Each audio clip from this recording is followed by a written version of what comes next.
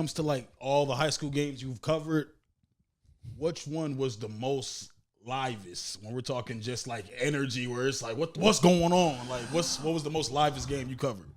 Where do I start? You can give me three. If you got three, you can give me three too. I think I could give you more than three. Well, No. let's go. Hey, go ahead. Let's name drop them. How long have you got tonight? No. Well, I'll start with this, and I've said this was one of the flashpoints. So I'll go back and say American Gladiators was the first flashpoint that I had that told me women could compete in sports, because the show always had male contenders, female contenders, and they played the same games, same rules. They didn't do anything specific to either side. Everyone got a chance to play. Years later, when I picked up the mic for the first time, this was the era of Angel Robinson, and Taylor Hill was making her way up. I think Kiara Buford referenced that when you had her on your podcast last week. So and we have clips from your old footage in that episode. So shout out to that. Shout out to him for that. It was Kiara who said, if it wasn't for me, a lot of content would not exist. No one would ever know how good she was, or the rest of that group. So I was in St. Paul at the time, and I still hang around. I'm not too far away now. But we had a lot of talent in our backyard. And Kiara, I think, talked about how the inner city was a hotbed with Central and South, Minneapolis North. I know they didn't win state after 05, but Brianna Edwards was on her way up, and there were a few others, I think, in Roosevelt. I could go on down the list. So I covered the Twin Cities girls game. It was, I think, the second of however many meetings Central and South had, Central, Minneapolis, South, and girls basketball. It was a snowstorm that day in the Twin Cities game, but the gym, and South isn't the largest gym, but even so, we had to pack in like sardines just to get our crew in there because the bleachers were full. Kiara talked about people being turned away. That was that game? That was, 2007. Wow. It was Angel Robinson's senior year. Taylor Hill was making a name for herself, and everyone wanted to see that game. All right. So that was the first livest game that I've covered. A couple years later, and it's funny now because people will see me at boys games and they go, Mike, I didn't know you covered boys games. I'm like, yeah, I do. You never know where the next story might be. So I'm not going to poo-poo on the boys just because they don't have the number one recruit all the time. It's like, hey, I first of all, the check cashes out the same. And as you two have noted and others, you never know who will be impacted by your work. So I'm always happy to do one. But a couple years later, Central and Johnson, this is when Johnson had the 32-0 team, and St. Paul Central fielded some really athletic, talented teams with Scott Howell over there. I think you've talked about. We're talking boys basketball now. Yeah. Okay. Well, this is the second livest game. So I did one of those Central Johnson regular season games at Central, and the gym was sold out because I think I was there. I had a good seat.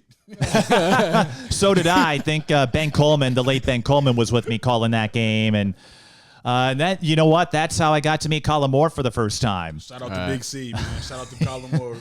And he kind of helped me indirectly. I don't think he ever has heard this, but it was a big game. Johnson was the number one team in 3A. They beaten Hopkins, and they were doing it without superstars, so to speak. But he and Vern Simmons always preach the philosophy of treat every game like it's the biggest one of the season. So, yes, the Central game, obviously, bragging rights in the conference, but don't look at that game at the expense of another game. Every game is an opportunity to get you closer to that goal, and it got them an undefeated run. That was the second livest game in chronological order, not... And then I got to cover several games from Paige Becker's in her senior year. Oh, man. Hopkins Farmington, that was another game with two top 5 teams. Hopkins number 1. I think Farmington was 2 or 3. Farmington, big gym, one of my favorites. That place was just about sold out. And at Hopkins, yeah. It was at Farmington. Oh, it was at Farmington. But okay. Everybody knew who Paige was. It's like Madden Greenway now. I'm sure you've seen her out there. Oh, yeah. There are certain types of players that grab, that captivate the casual fans. Like when they're playing, everyone wants to go see them. They're stars. Yes, that was another big one. And yeah, she didn't draw the crowds as much, but in terms of livest games, anytime I got to cover Andrea Adams at Como Park, you knew you were in for a show. She had this quiet, reserved demeanor about her off the court, but when she went out there to play, it was like beast mode, flipping the switch. So those are the games that I called, and then I got to do some state tournament games where I would do post-game interviews when things were a little looser in terms of media access.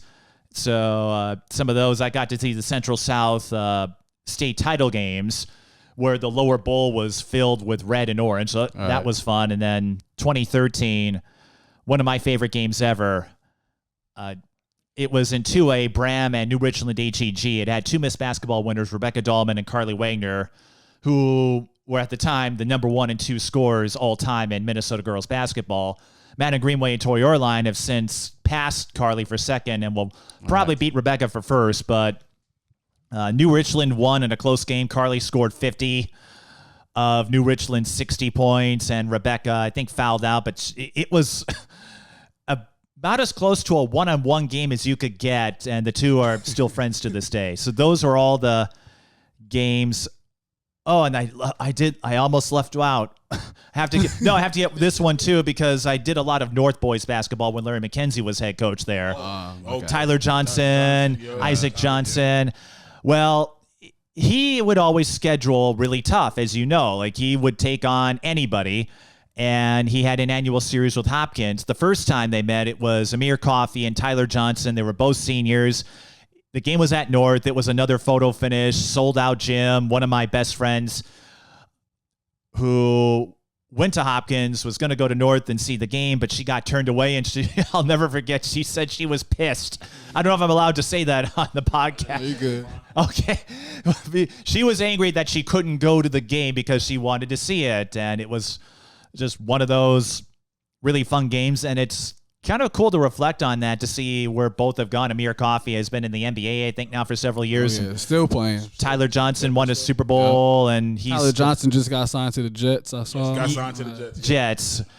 Well, I hope with Rodgers, I think he's not with the Jets. Maybe he's gone.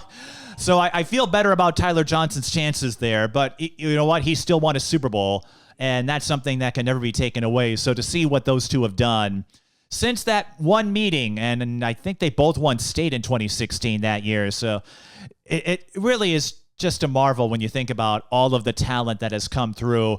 We pay a lot of attention to Jalen Suggs and Jet Holmgren because they have had successful careers, or Tyus Jones. But I mean, I often said if Tyler wanted to focus on basketball, I think he would have made a career out of that, but it's kind of hard to argue his credentials in football. So those were all like the livest games that either had sold out gyms or just great energy because you had players who knew how to channel it.